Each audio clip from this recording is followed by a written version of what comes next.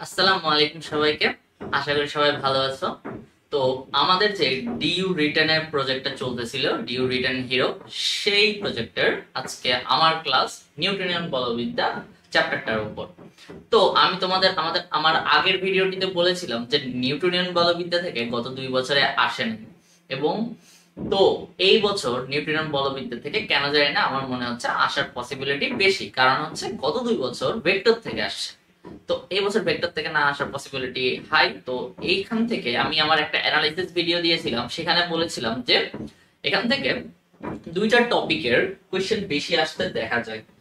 এক হচ্ছে আমার হচ্ছে বলের সূত্র দিয়ে, ঠিক আছে, বলের সূত্র, বলের 3টা সূত্র, যে আমাদের নিউটনিয়ান যে 3টা সূত্র আছে বলের টাইপ, যে কোনো ধরনের বল নির্ণয় করতে বলে বা ওইরকম নরমাল হচ্ছে আমাদের গতিবিদ্যায় যেরকম টাইপ গুলো আমরা পড়ছি ওগুলা।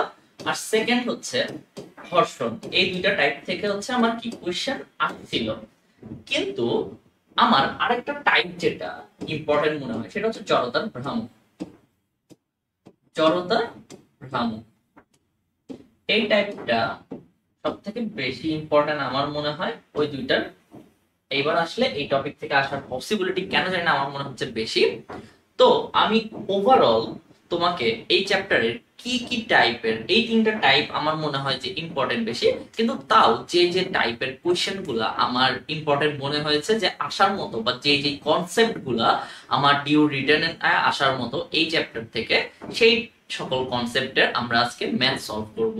তো তোমাদের সুবিধার জন্য তোমরা যাতে খুব কুইকলি কোশ্চেন গুলা অ্যান্সার করতে পারো এবং এই ক্লাসটা যাতে বেশি লেন্দি না হয়, আমি অর্ধেক অর্ধেক করে সবকিছু লিখে রাখছি যাতে ক্লাসটা খুব বেশি কম্প্যাক্ট হয়। আমার লিখতে গিয়ে যে সময়টা নষ্ট হয় আমি ক্লাসের আগেই সেই লেখাগুলো লিখে রাখছি, যাতে তোমাদের জন্য সুবিধা হয়, ক্লাসটা বেশি লেন্দি না হয়।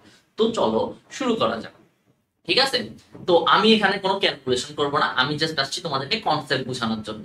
তো আমি আমার সামনে অ্যান্সার গুলা রাখছি, যে ক্যালকুলেশন যেগুলো আমার করা লাগবে আমি ক্যালকুলেটর দিয়ে বা আমি দেখে লিখে দিব, এগুলোর কাজ হচ্ছে তোমাদের। আমি জাস্ট আসছি তোমাদের কনসেপ্ট বোঝানোর জন্য, ঠিক আছে।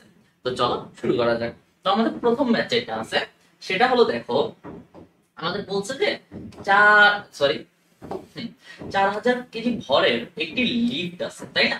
এত কেজি ভরের আরেকটা বাক্স বহন করছে, মানে একটা লিফটের মধ্যে এত বাক্স আছে এত কেজি ভরের, এবং সেটা বহন করে উঠতেছে। যখন লিফটের তারের সাথে ঊর্ধ্বমুখী টান, এত বল ঊর্ধ্বমুখী টান মানে হচ্ছে আমার লিফটটা, তো এই দেখো এখানে লিফটটা টানতেছে, তার মানে লিফট একটা ঊর্ধ্বমুখী টান দিবে, ওকে।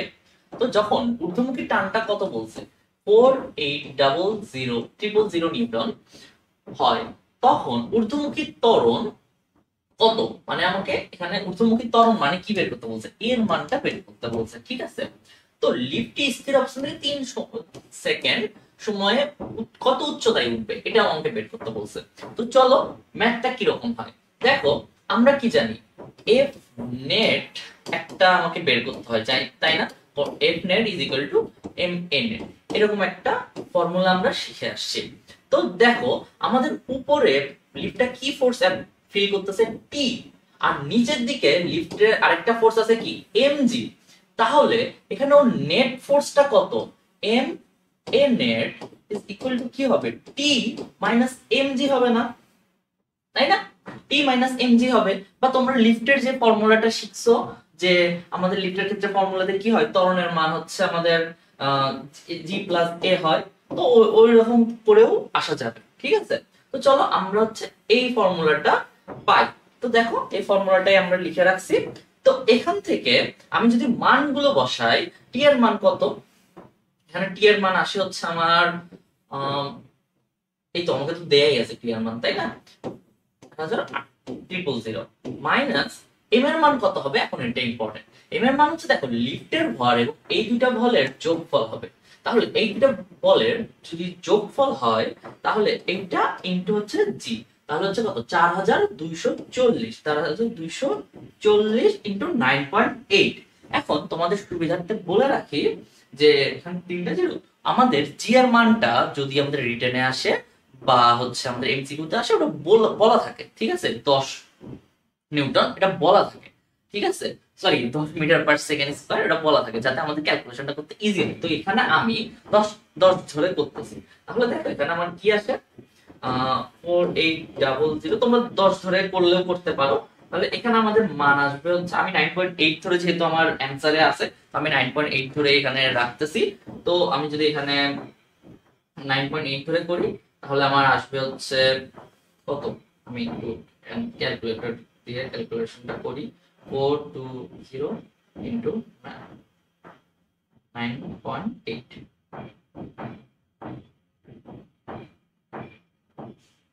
এখানে 41 আসে, 41552 আসে। ঠিক আছে, তো এখান থেকে আমাদের এটা কি ইকুয়াল টু এম এ না, তো এখান থেকে যদি আমি আমাদের এ দিয়ে এম দিয়ে ভাগ করে দিই তাহলে কি আসে, আমাদের এর মানটা পেয়ে যাই না, আমরা এম দিয়ে ভাগ করে দিব। ঠিক আছে, এখন কথা হচ্ছে এম এর মানটা কত হবে। এখানে এম এর মানটা হচ্ছে আমার পুরা যে সিস্টেমটা আছে সেই ফল, মানে পুরোটার যোগফল হবে। তো আলটিমেটলি এখান থেকে আমরা এর যে মানটা সেটা পাই হচ্ছে কত, a ইজ ইকুয়াল টু 1.5 পাবো আমরা। ঠিক আছে, মিটার পার সেকেন্ড স্কয়ার। ঠিক আছে, তো তারপরে আমরা জানি কি একটা জিনিস যখন পড়ে তো তখন হচ্ছে কি আমাদের পরন্ত বস্তু সূত্রটাই আমরা অ্যাপ্লাই করে দিতে পারি। আবার হচ্ছে আমরা যদি নরমালি যাই s is equal two ut plus half at square. ঠিক আছে, এটা দিয়ে আমরা করে ফেলতে পারি। তো এই ক্ষেত্রে দেখো আমাদের ইউ এর মানটা কত, ইউ এর মান কিন্তু এখানে 0। ঠিক আছে, যেহেতু স্থির অবস্থা আমাদের ধরে নিতে হবে, তো সেক্ষেত্রে আমাদের ইউটাকে যদি আমরা 0 ধরে দিই তাহলে আমাদের জাস্ট এইটা থাকে, তো এটা আলটিমেটলি এটা সমান। ঠিক আছে, তো এখানে আমাদের এর মানটা বের হয়ে আসছে 1.5। আগেই বলে রাখি যে এগুলো হচ্ছে তোমাদেরকে মানে ইজি ভাবে ক্যালকুলেশন করা যায় এরকম একটা মানে মান দিবে। ঠিক আছে, এগুলো যেহেতু আমি অন্যান্য ভার্সিটির টাইপ গুলা যেগুলো কমন করছি সেগুলো নিছি, ওখানে ক্যালকুলেটর ইউজ করা যায়, কিন্তু সেই জন্য আমিও ক্যালকুলেটর ইউজ করতে তোমাদেরকে ভালো একটা মানে বোঝানোর জন্য আর কি। কিন্তু তোমরা টেনশন করিও না যে ভাই এগুলো তো ক্যালকুলেটর দিয়ে করে, ক্যালকুলেটর দিয়ে করে এটা তোমাকে আমি নিছি জাস্ট কনসেপ্টটা বোঝার জন্য। তোমার ক্যালকুলেশনের জন্য যা লাগবে নাম্বার গুলো যেহেতু এমন মানি দেয়া থাকবে যেগুলো তুমি হাতে ক্যালকুলেশন করতে পারবা। ঠিক আছে, তো এখানে আসি জাস্ট হচ্ছে আমার 3 স্কয়ার বসে যাবে, তাহলে এখানে কি চলে আসবে, আমার অ্যানসারটা চলে আসবে। এটার অ্যানসার হবে হচ্ছে 6.843। ঠিক আছে, তো তোমরা ক্যালকুলেটর ছাড়া যে মানগুলো করা যায় সেগুলোই আসবে। ঠিক আছে, তো এটা নিয়ে চিন্তা করার কিছু নেই। তাহলে এটাই হচ্ছে আমাদের এই ম্যাথটা। তারপরের ম্যাথটাতে আসি, দেখো তারপরের ম্যাথটা আসছে হচ্ছে রুয়েটে আসছিল। সেটা হচ্ছে 3টি স্থির ভর দেয়া আছে। ঠিক আছে, বস্তু দেয়া আছে, রিং দেয়া আছে, নিরেট সিলিন্ডার দেয়া আছে এবং নিরেট গোলক দেয়া আছে। ঠিক আছে, এখন একটা আনত তল দিয়ে আমি তিনটাকেই গড়াই গড়াই ফেলবো। ঠিক আছে, তো এখন ওগুলো পিছলাই পড়বে না, ওগুলো অবশ্যই এরকম করে ঘুরতে ঘুরতে ঘুরতে ঘুরতে পড়বে। ঠিক আছে, এখন দেখো ও যখন ঘুরতে ঘুরতে পড়ে ওর একটা কি আছে, রৈখিক বেগ আছে না, ও তো সমান্তরাল, তাহলে কি হাফ এম ভি স্কয়ার। কিন্তু ও যেহেতু ঘুরে ঘুরে পড়তেছে তাহলে ওখানে কি ওর একটা কৌণিক গতিশক্তিও থাকবে, তাই না। ওর একটা বেগের কারণে ওর কি গতিশক্তি তো আসবেই, তার সাথে কি আসবে, ওর একটা কৌণিক গতিশক্তিও আসবে। তাহলে কি আসবে, হাফ আই ওমেগা স্কয়ার। আর এই যে পয়েন্ট সেখানে ওর টোটাল বিভব শক্তি কত হবে, অবশ্যই এম জি স্কয়ার হবে। ঠিক আছে, এখন বলতো যে ভূমিতে এই তিনটা বস্তুর মধ্যে কোন বস্তুটা সবচেয়ে আগে পড়বে।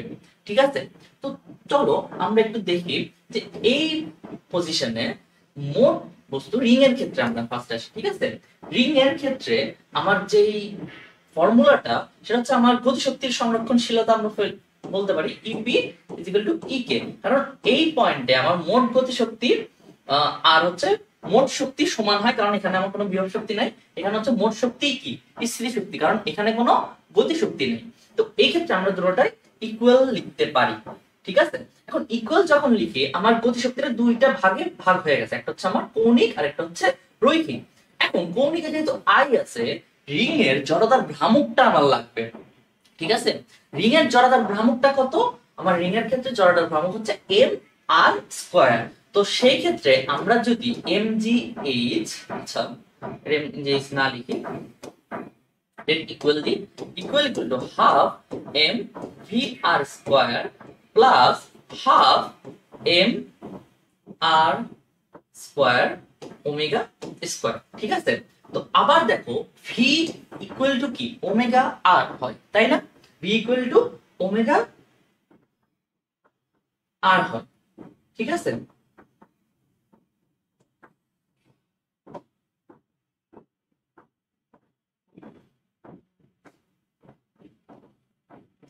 V equal to omega R হয়, ঠিক আছে। তো এখানে আমরা এটাকে যদি সাবস্টিটিউট করে দিই তাহলে half M V R square plus half M V R square আমরা লিখতে পারি না?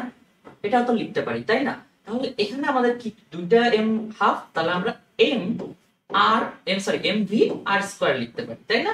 তাহলে এই পাশে আমার কি আছে এম জি এইচ আছে না, তাহলে এম এম কাটাকাটি চলে যায়, তাহলে আমার V R square is equal to M G থাকে, তাহলে আমার আলটিমেটলি আমি এইটা আসতে পারি। তার মানে ভি আর এর মানটা মানে রিং এর ক্ষেত্রে সেটা আমাদের রুট ওভার জি এইচ আসে, ঠিক আছে। তো তারপরে আসে আমাদের নিরেট সিলিন্ডারের ক্ষেত্রে কি হয়। নিরেট সিলিন্ডারের ক্ষেত্রে আমরা সেম ফর্মুলাটা অ্যাপ্লাই করতে পারি, কিন্তু এখানে হচ্ছে ওর জড়তার ভ্রামক যেহেতু ভিন্ন, ওর জড়তার ভ্রামক কি নিরেট সিলিন্ডারের ক্ষেত্রে হাফ এম আর স্কয়ার, ঠিক আছে, হাফ এম আর স্কয়ার হয়। এই ক্ষেত্রে আমরা ধরে নিচ্ছি যে যে কয়টা সিলিন্ডার সেগুলো সবগুলোর শেপ মানে হচ্ছে সার্কুলার শেপটা সমান, মানে সবগুলোর ব্যাসার্ধটা সমান আমরা ধরে নিচ্ছি, ঠিক আছে। তো কারণ কি ব্যাসার্ধ যদি আমরা সমান না ধরে নিই তাহলে কি আমরা ওদের মধ্যে কম্পেয়ারটা করতে পারবো না, ঠিক আছে, সেই জন্য। তো তারপরে আসি আমরা সেম ভাবে ফর্মুলা জাস্ট হচ্ছে আই এর মানটা এখানে চেঞ্জ করে দিয়েছি, আর কিছু করি নাই। তো আমরা অল্টারনেটিভ ভাবে সেম ভাবে আসছে, সেম প্রসেস যদি আসে তাহলে আমাদের ভিসি এর মানটা এটা আসে। তোমরা ক্যালকুলেশন করে নিবা, ঠিক আছে। তারপরে দেখো নেট গোলকের ক্ষেত্রেও আমরা সেম কাজ করছি, কিন্তু এখানে হচ্ছে ওর জড়তার ভ্রামকটা ডিফারেন্ট, তো ওটার কারণে এইটা আসছে মান আমাদের। তাহলে দেখো এখানে যে তিনটা মান আমরা পাইলাম সেই তিনটার মধ্যে আলটিমেটলি তোমার প্রথম দেখায় সবথেকে বড় কোনটার মান মনে হয়? অবভিয়াসলি এটার রেশিওটা সবথেকে বড় লাগতেছে √10/7, তো এটাই হচ্ছে কি আমার সবথেকে বড় হবে। তারপরে দেখো এখানে হচ্ছে শুধু √g, কিন্তু এখানে √, কি আছে 4/g আছে, সরি 4/3g, 4/3 আছে, সরি √, পুরোটার উপরে। তার মানে কি এটা হচ্ছে সেকেন্ড আর এটা হচ্ছে আমার থার্ড, তাহলে আমাদের যে ইয়াটা সেটা হবে এইটা মানে সার্কুলার। তার মানে নিরেট গুলো সবথেকে বেশি বেগ পাবে, তারপরে নিরেট সিলিন্ডার, তারপরে রিং এর বেগ। আশা করি সবাই বুঝতে পারছো। তারপরের ম্যাথটাতে আসি। তারপরের ম্যাথটাতে দেখো আমাকে 10,000 কেজি জ্বালানি সহ একটা রকেটের ভর দিছে। রকেটের ভর হচ্ছে কি 15,000 কেজি। রকেটের জ্বালানি হচ্ছে আমার এত হার, জ্বালানি খরচের হার, এখানে এককটা দেখো কেজি পার সেকেন্ড। তার মানে আলটিমেটলি এটার যে ফর্মুলা এটা is equal two dm/dt is equal to কি হবে 200 কেজি পার সেকেন্ড, ঠিক আছে। তার মানে এটা হচ্ছে আমার dm/dt এর মান দেয়া আছে, এটাই বুঝাইছে। এখন আসো এখানে একটা কনসেপ্ট আমরা বুঝার চেষ্টা করি যে এখানে হয়টা কি আসলে, ঠিক আছে। এখানে কনসেপ্টটা হলো আমরা এই ফর্মুলাটা সবাই জানি, তাই না, যে ভরবেগের পরিবর্তনের হারকেই আমরা কি বলি বল বলি। ভরবেগের পরিবর্তনের হারটা বল, এই তো এইটা। তোমরা অবশ্যই ক্যালকুলাসে এই ফর্মুলাটা পড়ছো যে d/dx uv যদি এরকম থাকে তাহলে আমরা কি রাখি, একটাকে কনস্ট্যান্ট রাখি, আবার আরেকটাকে কি করি ডিফারেন্সিয়েশন করি, ঠিক আছে। আবার আরেকটা যদি থাকে তাহলে আমরা কি করি অনুরূপভাবে সেম কাজটা করি, তাই না। তো এখানে আমরা সেম কাজটাই করছি, এই ফর্মুলাটা করছি। এখন তুমি দেখো এই ফর্মুলাটার মাহাত্ম্যটা কি। এই ফর্মুলাটার মাহাত্ম্য এটাই যে দেখো যদি আমার ভর ধ্রুবক থাকে, ঠিক আছে, ভর যদি ধ্রুবক হয় তার মানে dm/dt কি হবে 0 হয়। আবার যদি আমার ভি ধ্রুবক হয় তাহলে কি আমার dv/dt টা 0 হয়, তাই না। তো নরমাল ক্ষেত্রে আমরা কি দেখি, আমরা যখন সমবেগে চলি তো তখন কি হয় আমাদের এই পোরশনটা কি হয়ে যায় 0 হয়ে যাবে যখন সমবেগে চলি, সরি সমত্বরণে চলি, ঠিক আছে। কারণ কি সরি সমবেগে যখন চলি তখন হচ্ছে কি হয় আমাদের কোনো ত্বরণ থাকে না, তার মানে dv/dt হয়ে যায় কত 0 হয়ে যায়। কিন্তু আমাদের যখন ভরটা ধ্রুবক থাকে, ঠিক আছে, ও সরি, আমি এখানে একটু ভুল করছি।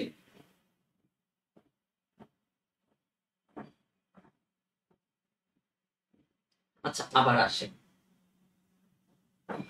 আচ্ছা দেখো, এখন এখানে কি হয়, এখানে হচ্ছে দেখো, আমার যদি বেগ ধ্রুবক থাকে, হ্যাঁ, আমি যদি একটা সমবেগে চলি, সমবেগে চললে কি হয়, আমার আমরা একটা ফর্মুলা পাই না, এম এ, এটা আসে তাই না? কেন আসে? কারণ হচ্ছে আমার যখন এমটা ধ্রুবক, তখন হচ্ছে আমি ঠিকই ডিএম বাই ডিটি কি হয়ে যায়, জিরো হয়ে যায় না? তো আলটিমেটলি আমার এই পোর্শনটা তখন 9 হয়ে যায়, তখন জাস্ট এই পোর্শনটা থাকে। কিন্তু যখন আমার ভি ধ্রুবক হয়, তখন আমার কি এই পোর্শনটা জিরো হয়ে যাবে না, তখন জাস্ট আমার এই পোর্শনটা থাকবে। তো এটার উদাহরণ হচ্ছে আমরা রকেটের ক্ষেত্রে পাই। ঠিক আছে, রকেটের ক্ষেত্রেই আমরা পাই যে আমি আগে যেটা লিখছিলাম সেটা ঠিকই ছিল।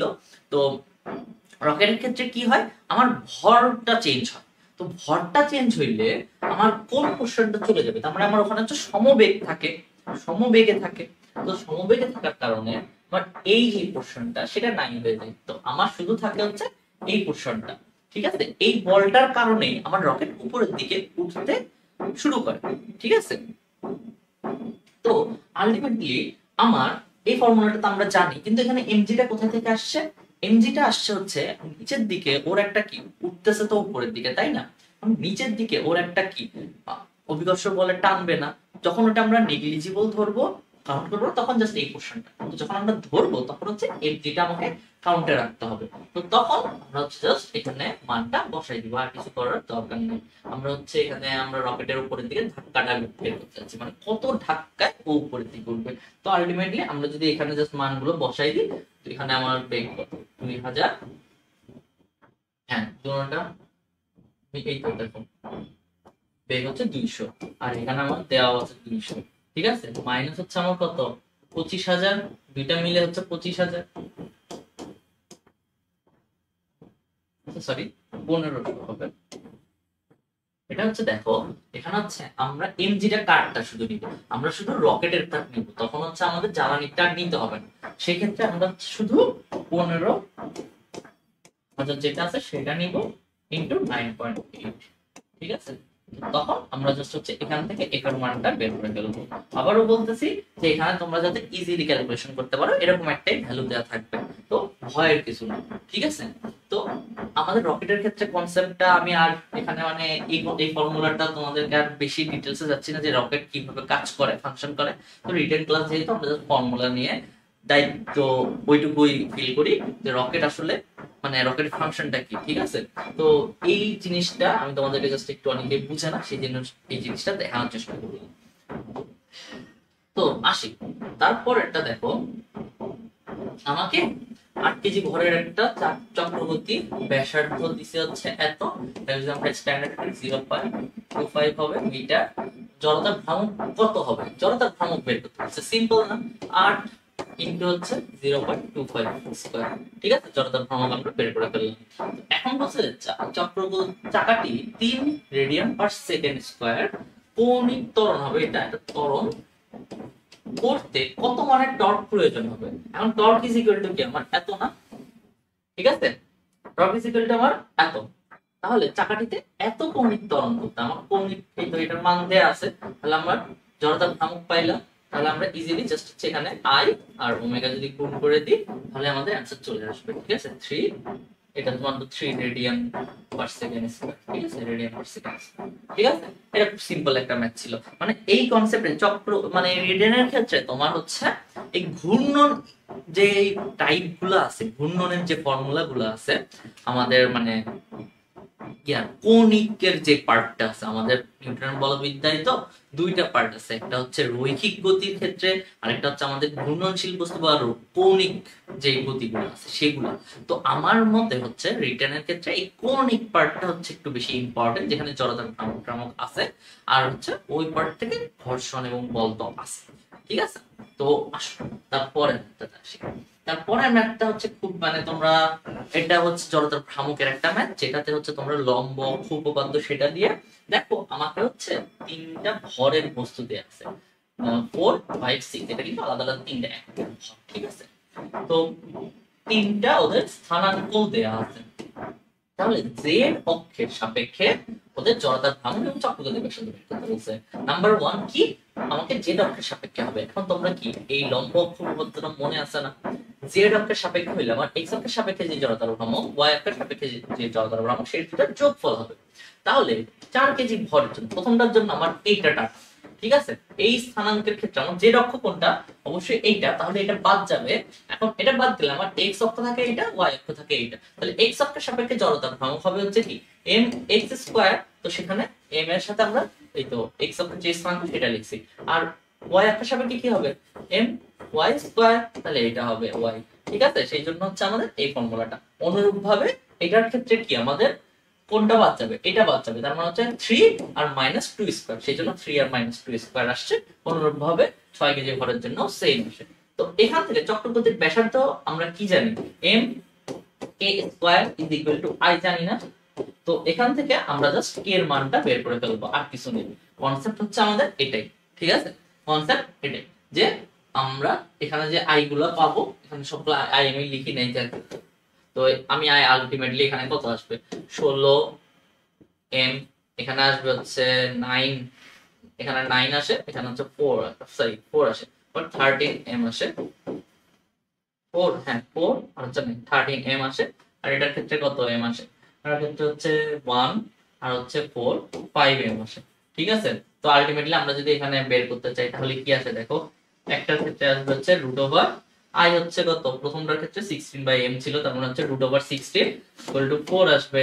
তারপরে একটার জন্য আসবে, এক নাম্বারটার জন্য, এটা দুই নাম্বারটার জন্য, সরি এটা 4 এর জন্য, এটা 5 এর জন্য দিই, তাহলে 5 এর জন্য কি আসে, এখানে আছে 13 √13 আসবে। আবার k 6, এটা কত 6 এর জন্য কত আসবে, এখানে 5 √5 আসবে, ঠিক আছে? তো এইভাবে মানে হচ্ছে জাস্ট i যেগুলো আসছে আমাদের সেগুলোকে আমি জাস্ট m দিয়ে ভাগ করে দিছি, ঠিক আছে? তারপরটাতে আসি, দেখো এই ম্যাথটা দেখো, আমাকে বলছে কি দুইটি বস্তু স্থির অবস্থায় ছিল, যার ফলে এখানে একটু মানে বলে কিছু দুই একটা ওয়ার্ড মিস গেছে টাইপিং এর সময়। তো 15 নিউটন বলের উপর 4 সেকেন্ড ধরে কাজ করলো, একটা বল প্রয়োগ করলো, ঠিক আছে? এবং তারপর আর কোনো কাজ করা হলো না, বস্তুটি 9 সেকেন্ডে এত দূরত্ব গেল, ভর কত বস্তুটা, ঠিক আছে? আমাকে বস্তুটার ভর নির্ণয় করতে বলছে। আমি একটা সিনারিওটা একটু তোমরা চিন্তা করো, যে একটা বস্তু আছে, সেটা আমি বল দিলাম একটা নির্দিষ্ট সময় পর্যন্ত, 4 সেকেন্ড ধরে দিলাম, 4 সেকেন্ড পর ওকে কোনো বল দিলাম না, তাহলে কি হবে, ও সমবেগে জায়গাটা চলতে থাকবে, তাই না? সমবেগে চলবে এই জায়গাটা।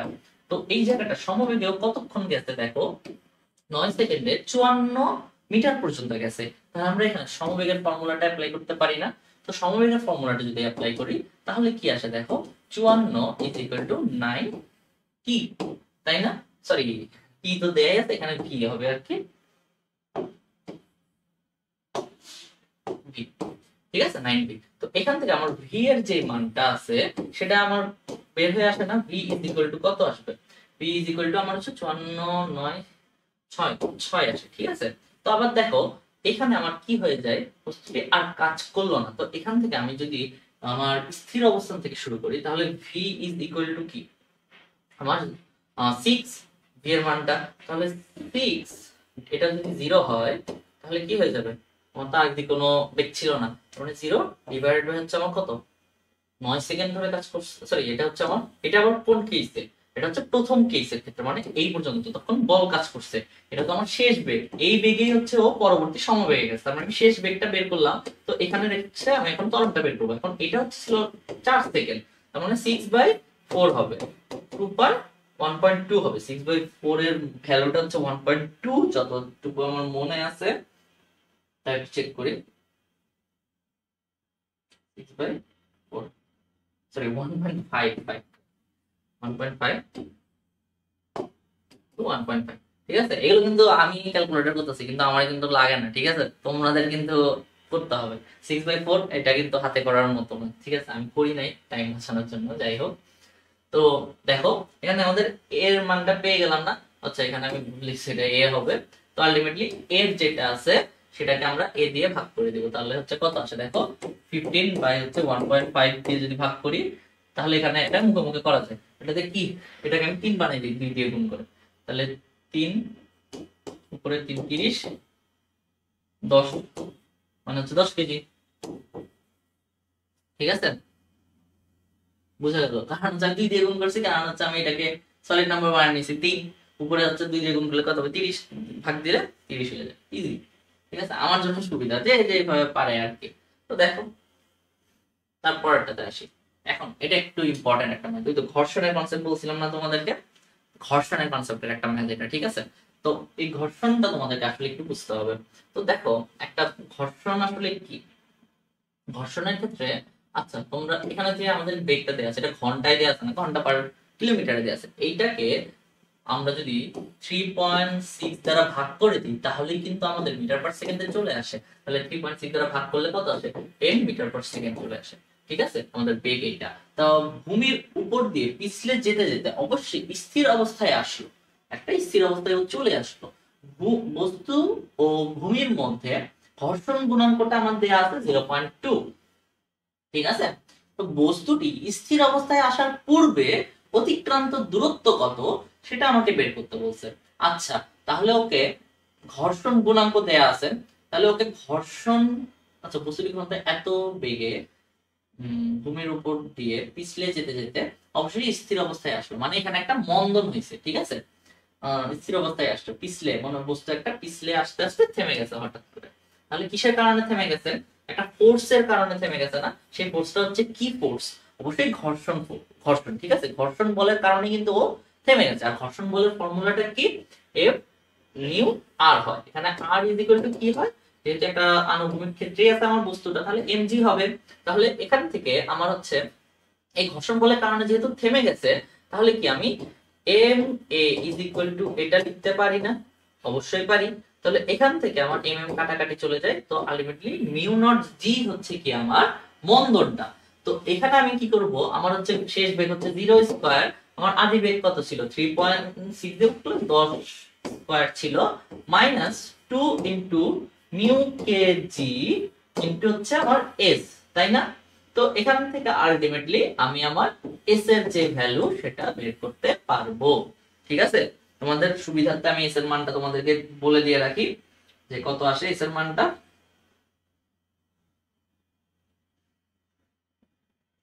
এস এর মানটা কত আসে আমি একটু দেখি, দাঁড়াও।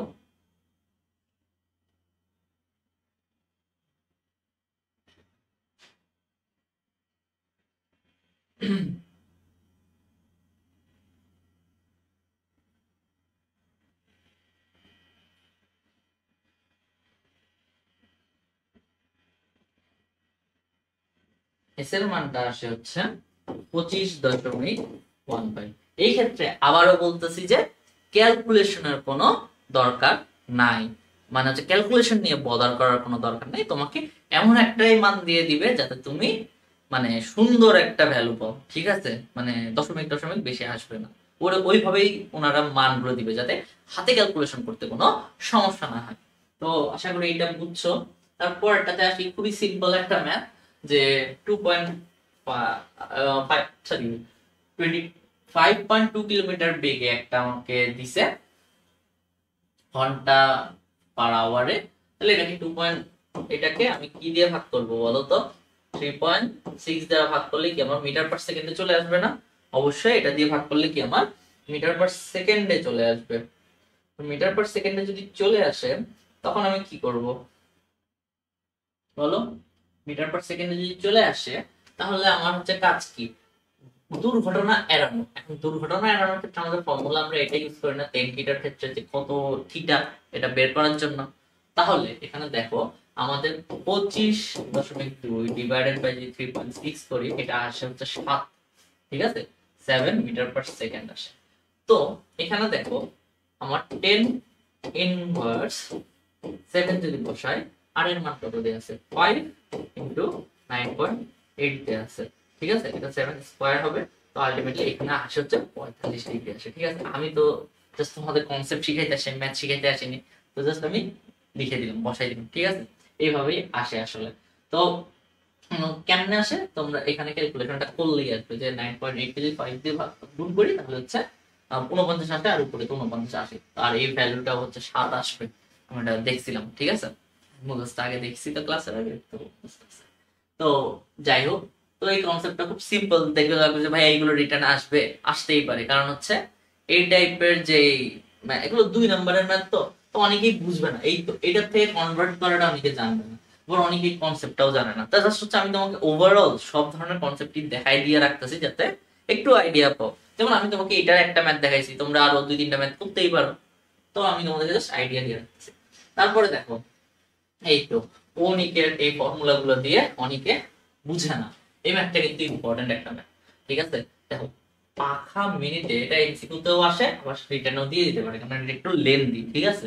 তো 1200 বার ঘুরে, ফাইন, তাহলে সুইচ বন্ধ করার পর 3 মিনিট পরে বন্ধ হয়ে যায়, কৌণিক ত্বরণ বের করতে বলছে, থেমে যাওয়ার পূর্বে পাখাটি কতবার ঘুরবে। এখন দেখো, আমার ওমেগা বের করার জন্য এই ফর্মুলা না, তাহলে এই ফর্মুলাতে আমি 2 পাই আমার 1200 বার ডিভাইড বাই কত, 1200 বার ঘুরে মিনিটে, তার মানে হচ্ছে 60 দিয়ে ভাগ করে দিব, ঠিক আছে। তার মানে আমার ওমেগাটা কত আসে। তো আমি তোমাদেরকে যেহেতু কনসেপ্ট শিখাইতে আসছি, ম্যাথ শিখাবো না, আমি এখানে জাস্ট টার্টটা পুট করে দেব, ঠিক আছে। আমার এখানে আসবে হচ্ছে 125 পয়েন্ট কত 6, ঠিক আছে। বা তোমাকে এখানে পায়ের মান হচ্ছে ধরো যে 3 দিয়েও দিতে পারে, সমস্যা নাই। বা এখানে তুমি পাই রেখেও করতে পারো, যে আমার হচ্ছে এখানে 60 120 পাই আসে, ঠিক আছে, 120 পাই, এটা রেখে দিলেও সমস্যা হয় না, ঠিক আছে। তারপর এখানে আলফা, আমার এটা কত ছিল, এটাই তো আমার এই নটটা ছিল, তাই না, এটা তো 0, তাহলে এখান থেকে আমার আলফার মানটা বের হয়ে আসতে পারে না।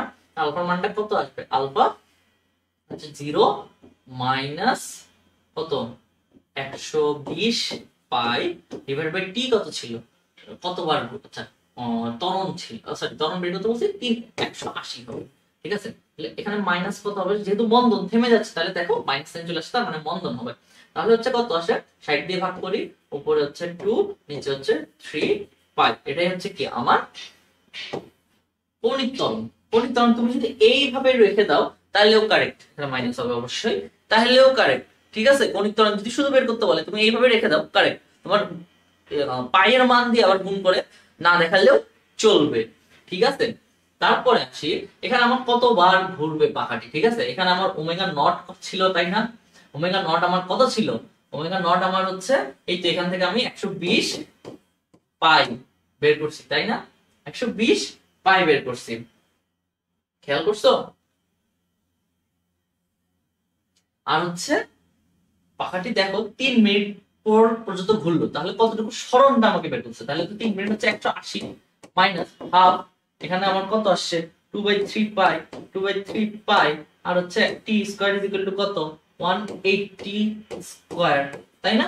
এখানে মানগুলো ছোট দিয়ে দিবে অবশ্যই, যাতে আমার ক্যালকুলেশন করতে সুবিধা হয়, তাহলে কেমন পাই পাই চলে আসে, ঠিক আছে। আমি যদি পাইও রাখি আমার কিন্তু সমস্যা নাই, সেই জন্য আমি এই ম্যাথটা করে দিচ্ছি, ঠিক আছে। যদি পাই রাখলে কি সমস্যা হবে না, হবে না, কারণ এখানে তারপরে আসে হচ্ছে আমার মান কত আসে, দেখো কৌণিক সরণটা হচ্ছে আমার এখানে আসবে, যেহেতু আমি পাইয়ে রাখছি।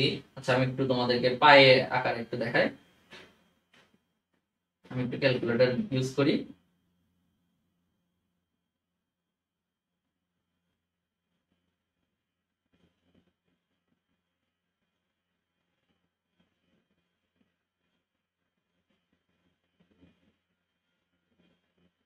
এখানে সম্ভবত 350, দাঁড়াও একটু দেখি, 3588 পাই এরকম কিছু একটা আসতে পারে, ঠিক আছে, বা এরকম সলিড মানই আসবে। তারপরে দেখবা যে এখানে যে মানটা আসে, এখানে যদি আমি এই মানটা বসাই, এইটা আমি ধরে নিলাম, ঠিক আছে। এটা একটু অ্যাকুরেট নাও হইতে পারে, তোমরা একটু মিলাই দেখবা। তো এটা এখানে পাই আছে, এখানে 2 পাই আছে, আর লিখলাম পাই পাই কাটাকাটি চলে যায়, ঠিক আছে। তো এটা কিন্তু নাও ঠিক নাও হইতে পারে। আচ্ছা আমি এটা মুছে দিই, যারা ইয়া দেখবে। তো এখানে হচ্ছে আমার কি সামথিং পাই আসবে, সামথিং, আমি দেখাই দিই সামথিং পাই। তো এখানে হচ্ছে কি আমার সামথিং পাই, তো পাই পাই কাটাকাটি চলে যাবে, আর যে মানটা আমরা পাবো সেটাকে 2 দিয়ে ভাগ করলে আমার হচ্ছে কি চলে আসে, আমি এন এর মান অর্থাৎ কতবার ঘুরবে থামার আগে সেটা পেয়ে যাব। কথা বুঝা গেছে। তো আসি তারপরেরটাতে আসি, দেখো এটাতে এখন একটা জিনিস দেখো, যে এত কেজি ভরের একটা গাড়ি রাস্তায় স্থির ভারসাম্যের সহগ এত, সর্বোচ্চ কত ঢালু রাস্তায় পিছলিয়ে না পড়ে থেমে থাকতে পারবে, ঠিক আছে। গাড়িটি সর্বোচ্চ কত ঢালু রাস্তায় পিছলিয়ে না পড়ে থেমে থাকতে পারবে। আমি কি ফর্মুলা ভুল লিখছি বা কোশ্চেনের সাথে একটু দাঁড়াও, কোশ্চেন এটা কি আমি ভুল লিখছি, কোশ্চেন একটু অসঙ্গতি মনে হচ্ছে আমার। আচ্ছা এটা হচ্ছে অন্য একটা কোশ্চেন, দাঁড়াও এই কোশ্চেনটা, আচ্ছা আমি ইয়াটা ভুল লিখছি, একটু দাঁড়াও, এটা হচ্ছে ফর্মুলাটা ভুল লিখে ফেলছি। এখন এই কোশ্চেনটা একটু আলাদা, ঠিক আছে? আচ্ছা আসো, এটার ক্ষেত্রে আমাকে কি বলছে দেখো, আমার একটা ঢালু রাস্তা আছে, ঠিক আছে, একটা ঢালু রাস্তা আছে। এখন বলছেটা কি, বলছে যে এই ঢালু রাস্তায় অবশ্যই একটা থিটা থাকবে, তাই না? থিটা থাকবে অবশ্যই। তাহলে ও যখন পড়বে, একটা বস্তু যখন পড়ে, তখন ওর এদিকে বল কত থাকে, এম জি সাইন থিটা থাকে না, এম জি সাইন থিটা থাকে, তাই না? তো এখন চিন্তা করো, ওর এই দিক বরাবর কি ওর এম জি কস থিটা যায়, তাই না? কস থিটা, তার মানে ওর আর কত এখানে, ওর আর মানে হচ্ছে আনুভূমিক, সরি, ওর যে প্রতিক্রিয়া বল সেটা কিন্তু আর। তাহলে R is equal to M G cos theta, তাই না? M G cos theta. তো ওকে যদি এখানে থেমে থাকতে হয়, মানে স্থির থাকতে হয়, তাহলে গাড়িটি সর্বোচ্চ কত ঢালু হইলে, আচ্ছা এখানে থিটা, ঠিক আছে, এখানে থিটা কত হইলে ও এখানে স্থির থাকতে পারবে, এটা। তাহলে আমরা বলতে পারি না যে F S is equal to mu R, এটুকু তো আমরা জানি, তাই না? এটা তো আমাদের ফর্মুলা, আমাদের হচ্ছে ঘর্ষণ বলের ফর্মুলা। এখন আমাকে বলছে এই থিটার মানটা কত হইলে ওরা থেমে থাকবে, না পিছলে থেমে থাকবে, এইটা। এখন কন্ডিশন হচ্ছে থিটার মান কত। তাহলে theta mu K is equal to, আমরা কি বের করতে পারি বলতো? Mu K is equal to আমরা এফ এস বের করতে পারি না। এখন এম এস হচ্ছে আমার M G sine theta by হচ্ছে কি আমার এম জি কস থিটা, না? অনুরূপ ভাবে টেন থিটা চলে আসে, কাটাকাটি চলে যায়, টেন থিটা আসে, mu K is equal two tan theta. এখন তাহলে আমাদের এটাই হচ্ছে কন্ডিশন যে mu K is equal two আমার 8 দিয়া রাখছে 0.8, আর এখানে এই 0.8 ইনভার্স 10 করলে আমার যে থিটাটা আসবে, এই থিটাটাই হচ্ছে আমার কন্ডিশন যে কত ডিগ্রি সর্বোচ্চ কত হইলে ওকে নিচের দিকে ফেলানো সম্ভব হবে না, ঠিক আছে? এটাই হচ্ছে আমার কন্ডিশন, ঠিক আছে? আশা করি তোমরা বুঝতে পারছো। তো এরপরে আমাদের একটা আসি যে কোন স্থানে, এই স্থানে নাকি এই স্থানে, এখানে হচ্ছে একটা উলম্ব ভাবে একটা বস্তু ঘুরতেছে, ঠিক আছে? তো ঘোরার ফলে ওর এখানে একটা বেগ আছে, এখানে একটা বেগ আছে, তো রৈখিক বেগ অবশ্যই। তো কোন স্থানে রৈখিক বেগটা সব থেকে বেশি সেটা আমাকে বের করতে হবে। এখন এখানে দেখো এটা হচ্ছে আমার ব্যাসার্ধ আর দেয়া আছে, তাহলে এখানে সর্বোচ্চ শক্তিটা কত? এই পজিশনে আমার সর্বোচ্চ শক্তি হচ্ছে এম জি এইচ, এইচটা কি এখানে 2r, ঠিক আছে, 2r প্লাস আমার হচ্ছে কি এখানে যে গতিশক্তি হাফ এম কি স্কয়ার ভি এইচ স্কয়ার, তাই না? এটা হচ্ছে আমার বি অবস্থানে। আর হচ্ছে এই অবস্থানের যে মোট গতিশক্তি, এখানে তো কোনো স্থিতিশক্তি নাই, তাই না? এই পজিশনে কি কোনো স্থিতিশক্তি আছে? স্থিতিশক্তি নাই। তাহলে স্থিতিশক্তি নাই, তাহলে হচ্ছে এটার মোট শক্তি আর এটার মোট শক্তি সমান, তাহলে half M V L square, ঠিক আছে? আমি সব জায়গা থেকে যদি এম এম কাটাকাটি নিয়ে নিই, তাহলে দেখো V L square is equal to কি থাকে, 2gr is equal to half V H square, এখানে একটা হাফ চলে আসে, ঠিক আছে? তো আমরা যদি একটু নিচে যাই, তাহলে V L square is equal two, আমি যদি হাফ দিয়ে গুণ করে দিই, তাহলে হচ্ছে আমার V H square plus 4gr থাকে। তাহলে চিন্তা করো, আমি যদি এই দুটো কম্পেয়ার করি, তাহলে কি আমার ভিএল এর মানটা বেশি আসে ভিএইচ থেকে, ঠিক আছে? আমরা ফর্মুলা এই ইকুয়েশনটা দেখেই বোঝা যায়, ঠিক আছে? তো তাহলে আমরা বলতে পারি যে এই পজিশনে, এই অবস্থায় বেগটা বেশি। তারপরে আসি, তোমরা এই কনসেপ্টটা হয়তো সবাই জানো যে আমাদের এই যে মানে উলম্ব তলের যে প্রত্যেকটা পজিশনে কখন টান কি রকম হয়, এই কনসেপ্টটা থেকেও কিন্তু ইম্পর্টেন্ট। তো এখানে আমরা দেখি যে কি হয় আসলে। তো এখানে আমাদের হচ্ছে কি টান বল সর্বনিম্ন স্থানে এটা, তাই না? তো এখানে আমার টান বল হচ্ছে ভিতরের দিকে, নিচের দিকে এমজি বল কাজ করে। তো আলটিমেটলি আমার T minus M G is equal to কি, half M V square by R, কারণ কি কেন্দ্রমুখী বল। তাহলে হচ্ছে সর্বোচ্চ স্থানে কি হবে, টি হচ্ছে এইদিকে, এমজি ও এইদিকে, তার মানে হচ্ছে টি প্লাস এমজি, এটাই হচ্ছে কি আমার কেন্দ্রমুখী বলের যোগান দিচ্ছে। ঠিক আছে, তো সরি 90 ডিগ্রিতে কি হয়, 90 ডিগ্রি তো 90 ডিগ্রিতে থাকে তাই না, তো 90 ডিগ্রিতে জাস্ট হচ্ছে টিটা হচ্ছে আমার কি হয় এমজি, এখানে কোনো এমজির প্রভাব থাকে না, এটা যখন 90 ডিগ্রিতে, ঠিক আছে, তো 90 ডিগ্রিতে যখন থাকে, আর আলটিমেটলি ইন জেনারেল যদি থিটা কোণে থাকে তাহলে হয় হচ্ছে কি half minus MG plus, sorry sorry দাঁড়াও একটু,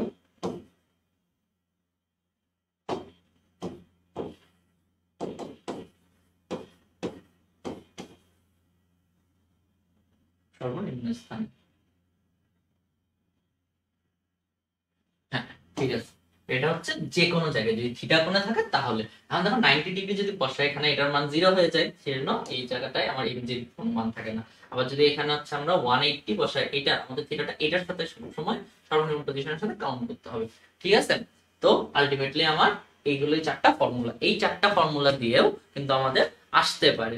ঠিক আছে, যে এইটার সাথে তুমি এই পজিশনের, তো আমি দেখাইলাম যে বেগের কিরকম হেরফের হয়, তো তোমার একটা দুইটা পজিশনের মধ্যে রেশিও বের করতে বলতে পারে, তো এই টাইপের যে কনসেপ্ট গুলো আছে এগুলো আমাদের আসতে পারে। আর হচ্ছে হ্যাঁ, এটা একটা মূল ভালো একটা ম্যাথ, মজার একটা ম্যাথ। দেখো আমি যদি এফ বলে একটা বস্তু টানি, হ্যাঁ এফ বলে একটা বস্তু, আচ্ছা আমি সিস্টেমটা আগে তোমাকে বলি, যে আমার দুইটা বস্তু আছে, এ একটা বি বস্তু আছে, বি বস্তুর উপর এ বস্তু, এটার সাথে একটা দড়ি দিয়ে লাগানো আছে। তো এখানে আবার এই যে তল আছে, এই তলে একটা ঘর্ষণ আছে, ওরা দুইজনের যে তল লাগাই আছে দুটো বস্তু, ওই তলে আরেকটা ঘর্ষণ আছে। ঠিক আছে, এখন আমি যদি এফ বলে টানতে চাই, ন্যূনতম কত বল দিতে হবে যে ওদেরকে সরাইতে, মানে নিচেরটাকে আমার গতিশীল করতে বা নিচেরটাকে সরাইতে। তো এখন চিন্তা করো, এই তলে একটা ঘর্ষণ বল আছে, এই তলে একটা ঘর্ষণ বল আছে, তাহলে এফ কে এইদিকে টানতেছি আমি, কিন্তু ওই বস্তুটার ক্ষেত্রে দুইটা ঘর্ষণ বল কাজ করছে কি বিপরীত দিকে, F2 আর F1। তো আলটিমেটলি আমাকে যদি টেনে নিতে হয় ন্যূনতম কত, তাহলে এই দুইটা বলকে আমার ওভারকাম করতে হবে না, তাহলে আমার এটা হচ্ছে ফর্মুলা। এখন F1 এর মানটা কত, F1 এর মানটা হচ্ছে আমরা কি জানি মিউ 1 ইনটু mg, তাই না। এখন কথা হচ্ছে এখানে m এর মানটা কত আসবে, এই তল না, তাহলে এখানে m এর মানটা শুধু m a, এ বস্তুর যে ভর সেটা আসবে। ঠিক আছে, শুধু এই বস্তুর যে ভরটা সেটা, আর F2 যেটা সেটা কি আসে 2mg, এখানে mটা কি হবে এটা বুঝার বিষয়, যে আমার এই তল না, এই তলের উপর দুইটা বস্তুই আছে না, তাহলে এখানের mটা হবে হচ্ছে আমার ma প্লাস mb বোথ। ঠিক আছে, তো আলটিমেটলি এখানে আমি F2 যেটা এটা 2 এটা 1, তো আমি এখানে F1 2 বসাই দিলেই আমার অ্যানসার শেষ। ঠিক আছে, আশা করি সবাই বুঝতে পারছো। তো আজকের দা এন্ড এখানে, তো দা এন্ড আজকের ক্লাস। ঠিক আছে, আশা করি তোমরা ক্লাসটা ভালো লাগছে, এটা তোমাদের উপকার হবে। আর আমি দোয়া করি যাতে হচ্ছে এই যেগুলো করাইলাম সেই কনসেপ্ট গুলো থেকে তোমরা কমন পড়ে যাও, তাহলে এটা তোমাদেরও ভালো, আমারও একটা পাবলিসিটি হয়ে যাবে। তো যাই হোক, ধন্যবাদ সবাইকে, নেক্সট ক্লাসে আবার দেখা হবে। আসসালামু আলাইকুম।